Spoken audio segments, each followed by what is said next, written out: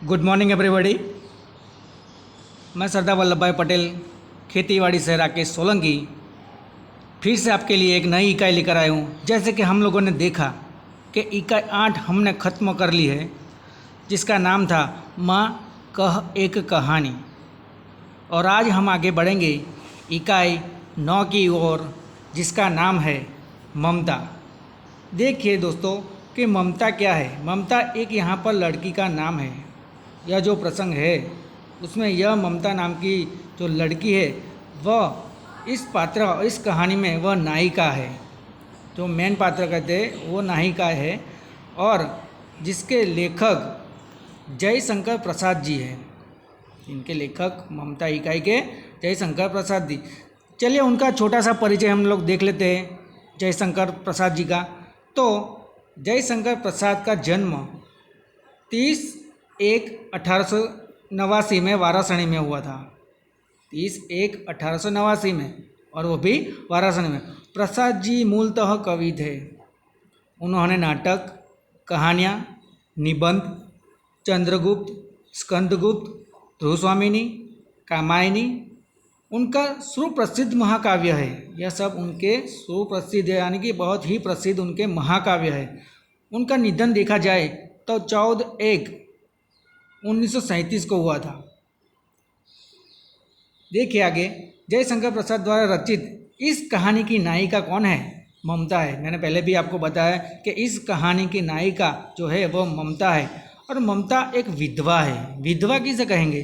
तो विधवा उसे कहते हैं जिसका हस्बैंड यानी कि पति जिसका मर चुका है उसे विधवा कहते हैं। और जिसकी पत्नी मर गई हो, जिसकी पत्नी नहीं होती, उसको विदुर बोलते हैं। तो यहाँ पर ममता एक विधवा है। और रोहतास दुर्ग के मंत्री, जो रोहतास दुर्ग है, तास दुर्ग के मंत्री चूड़ामणि की अपनी एक मात्र स्नेहपालिता यानी प्रेम से पाली हुई स्नेहपालिता पुत्री के दुख से, उनकी पुत्री के दुख के कारण अत्यंत दुखी थे। कौन? उनके पिता जो है चूड़ामणि। तो उनकी पुत्री के दुख के अत्यंत दुखी थे वे उनका भविष्य सुरक्षित करने का प्रयास करते हैं कि मेरी बेटी को मैं उनका भविष्य कैसे बनाऊँ। अब कैसे मैं, अगर मैं कल रहा ना रहा तो उसका भविष्य क्या होगा। तो उसका भविष्य सुरक्षित करने के लिए यह प्रयास करते हैं। किंतु पिता द्वारा भिजवाए गए स्वर्ण, जो चूड़ामणि के द्वारा, उनके पिता चूड़ामणि के द्वारा जो भी भिजवाए गए यानी भेजा गया स्वर्ण यानी सोना, उपहारों में को उपहार यानी भेंट ममता लौटा देती है। देखिए यहाँ पर इस कहानी में कि जो उनके पिताजी ने उनके लिए स्वर्ण भेजे थे वह ममता उसको उनके पिताजी को लौटा देते। डोलियों में छिपकर बैठे पठान सैनिक ने अगले ही दिन दुर्ग यानी कि किला, हम लोग देखते हैं कि दुर्ग किसे कहेंगे, तो जो किला होता है पत्थर से बना हुआ, जो राजा महाराजा पहले के समय में रहते थे, उस दुर्ग पर अधिकार कर लिया। किन लोगों ने? पठान लोगों ने। चूड़ामणि वहीं मारे गए। देखिए यहाँ पर ममता के पिता वहीं पर मारे गए जब पठानों ने उन पर दुर्ग पर अधिकार कर लिया। तब चूड़ामणि वहीं मारे गए। किंतु ममता वहीं से सुरक्षित काशी के उत्तर में स्थित एक विहार में जा पहुंची। एक विहार यानी एक जगह, खंडर था, वहाँ जा पहुंची और वहीं रहने लगी। लंबा समय बीत गया। अपनी झोपड़ी में बैठी ममता दीप के आलोक में यानी कि जो दीप प्रज्वलित किया था उसकी रोशनी में पाठ कर रही थी कि एक भीषण और हताश आकृति ने आश्रय मांगा। कि एक बाजू अभी तो वो क्या कर रही थी? पाठ कर रही थी दीपक के ओझल में। वहीं भीषण यानी भयंकर, भीषण और हताश, निराशा से युक्त आकृति यानी जिसका मुंह ऐसा था कि हताशा और भीषण से भरा हुआ में उसने आश्रय मांगा। संकोच पूर्वक ममता ने अतिथि धर्म का पालन करते हुए उस पथिक को आश्रय दिया। बिना संकोच के उसने किसका? धर्म अतिथि का पालन किया है। और पथिक यानी जो भी आया था उसके द्वार पर उसकी क्या की उसने मदद की, उसे आश्रय दिया। वह पथिक कोई और नहीं पर कौन था? वह हुमायूं था। देखिए वह आश्रय मांगने वाला और कोई नहीं था, किंतु कौन था? वह हुमायूं था। जिसने सुबह होने पर अपने एक सैनिक मिर्ज़ा, देखिए जिसने सुबह होने पर रात तो वहाँ पर बिताई और सुबह होते ही अपने मिर्ज़ा नाम के जो सैनिक है उसे कहा कि इस वृद्धा की टूटी झोपड़ी बनवा देने का आदेश दिया। किसने? हुमायूं ने। कि इस जो वृद्धा स्त्री है उसका यह झोपड़ा है उसे बनवा देना नया। ममता अब 70 वर्ष की हो चली थी। ममता अब कितने वर्ष की? 70 वर्ष की हो रही थी। अचानक उसे एक अश्वारोही, अश्वारोही यानी कि अश्वारोही किसे कहेंगे? कि जो अश्व यानी हॉर्स, घोड़ा, अपने हम कहते हैं कि घोड़ा पर सवार अश्वारोही की आवाज़ सुनाई दी, जो उसकी झोपड़ी के बारे में पता पूछ रहा था। जो किसकी झोपड़ी के बारे में पता पूछ रहा था? ममता की। तो ममता उस मुगल अश्वारोही को वह स्थान सौंपकर अनंत यात्रा पर चली गई। अनंत यात्रा पर चली गई, वह स्थान देकर किसको? अश्वारोही को वह स्थान सौंप कर अनंत यात्रा पर चली गई। अनंत यात्रा यानी कि उसको दिखाई न दे वैसी जगह पर वह चली गई। उस स्थान पर एक आकर्षक मंदिर बना। देखिए उस स्थान पर आकर्षक मंदिर बना जिसके शिलालेख, शिला यानी पत्थर पर, जिसके पत्थरों पर, पत्थर पर लेख पर सातों देश के, सातों देश यानी किसे कहेंगे? हर देश से जिसने विजय पाए, सातों देश के नरेश, नरेश यानी कि राजा, हुमायूं, नरेश राजा, भूपति, यहाँ राजा के लिए क्या शब्द है? नरेश। और वही हुमायूं और उसके पुत्र अकबर का नाम तो था, किंतु ममता का कहीं जिक्र न था। किंतु यहाँ पर ममता का कहीं पर भी जिक्र नहीं था, क्योंकि उस अश्वारोही को उस हुमायूं को उसने आश्रय दिया था। लेकिन यहाँ पर जो बनाया गया मंदिर, उस मंदिर में अकबर का और हुमायूं का नाम था, किंतु ममता का कहीं पर जिक्र यानी उसका नाम भी नहीं था। चलिए आगे देखते हैं। तो कहानी यहाँ से शुरू होती है दोस्तों। देखिए, रोहतास दुर्ग के प्रकोष्ठ में बैठी हुई युवती ममता, रोहतास दुर्ग यानी किला, रोहतास दुर्ग के प्रकोष्ठ में, प्रकोष्ठ यानी कि भवन के पास वाला कमरा। प्रकोष्ठ किसे कहेंगे? तो भवन यानी हमारा जो घर होता है उसके पास वाला, अंदर जाते ही जो कमरा आता है उसके पास वाला, वह प्रकोष्ठ में बैठी हुई यानी पास वाला कमरा में बैठी हुई ममता शौण यानी नदी का नाम है यहाँ पर, कि तीक्ष्ण गंभीर, तीक्ष्ण यानी तेज, तीक्ष्ण यानी गंभीर प्रवाह को देखती रहती थी। प्रवाह यानी उसके बहाव को। जो शौण नाम की नदी है वह प्रकोष्ठ में बैठी हुई ममता तीक्ष्ण गंभीर प्रवाह को देख रही, यानी उस पानी को, बहाव को देख रही। मन में वेदना, मस्तक में आंधी। मन में क्या है? वेदना है और मस्तक में आंधी, आँखों में पानी की बरसात, आँखों में उसके क्या है? पानी की बरसात लिए वह विकल थी। वह क्या थी?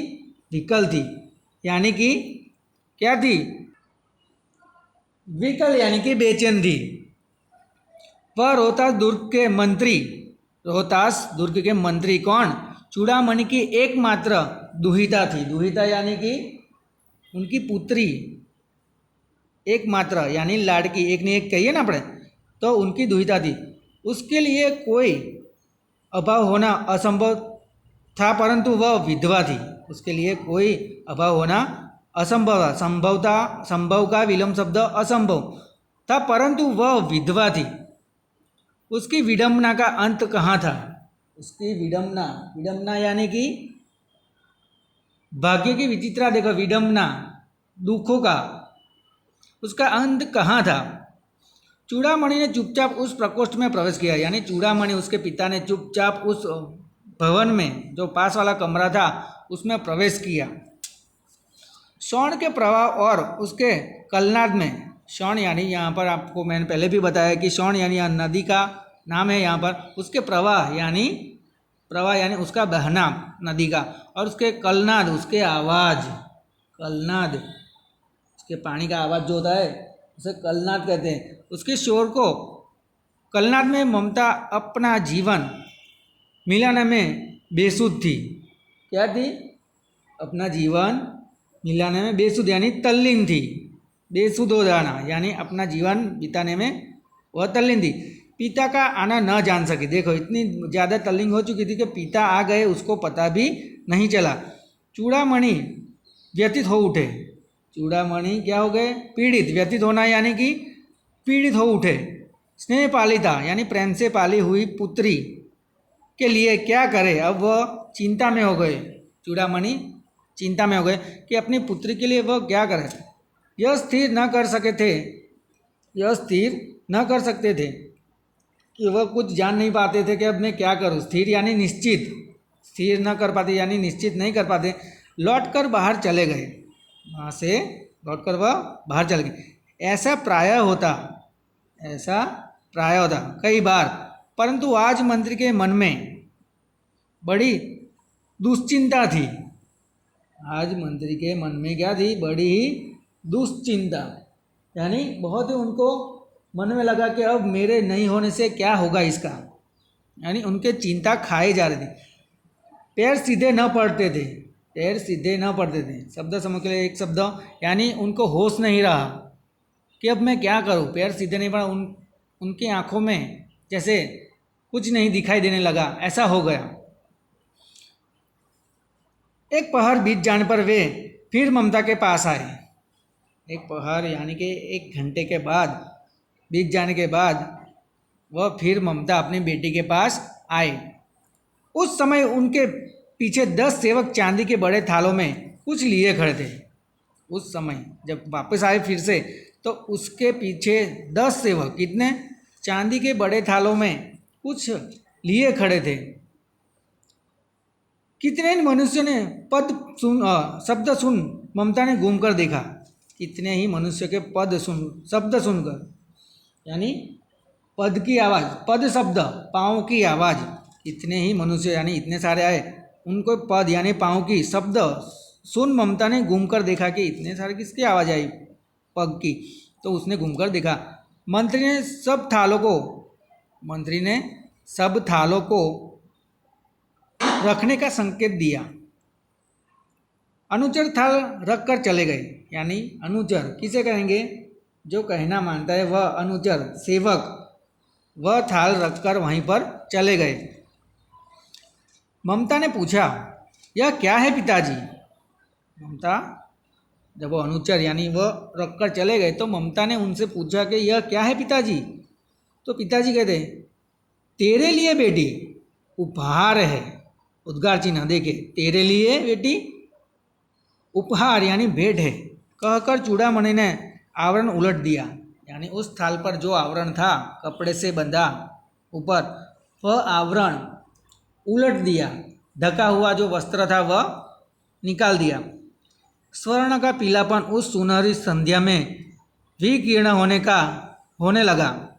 देखिए, सुनहरी स्वर्ण का पीलापन, स्वर्ण यानी सोना कैसा होता है?